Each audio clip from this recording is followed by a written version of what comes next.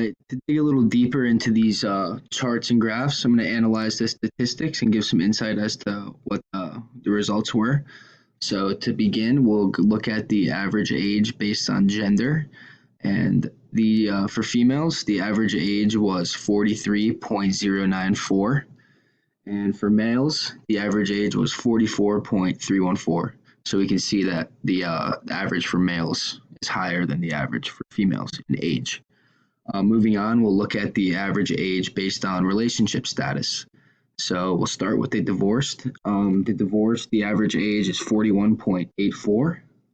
For domestic relationships, it is 44.45. For married, it's 43.29.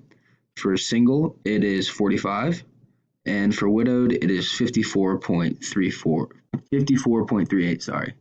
And we can see that the widowed relationship status has the highest average age, and the divorced has the youngest, surprisingly. Moving on, we'll look at the average cold beverages consumed by state. We'll start with Tennessee. The average cold beverages per day was 0.810. For North Carolina, the average was 0.862. South Carolina, 1.067. Georgia, 1.333. Alabama, 0.860. Mississippi is 2.191. Louisiana is 1.579. And Florida is 0.969.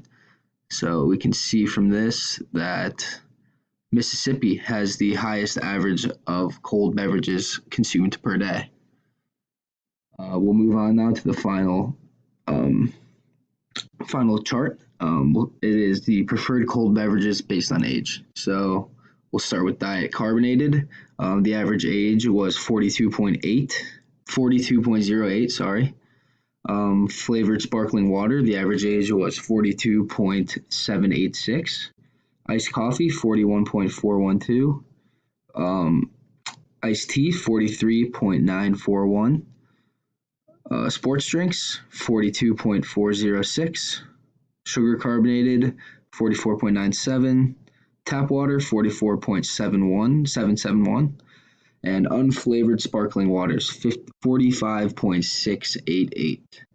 And from this, we can see that, what's going on? We can see, sorry, my mouse is messing up here. We can see that the unflavored sparkling water has the highest average age. That mouse keeps shutting off. Alrighty, well, I hope this insight kind of helped analyze these charts and graphs a little better.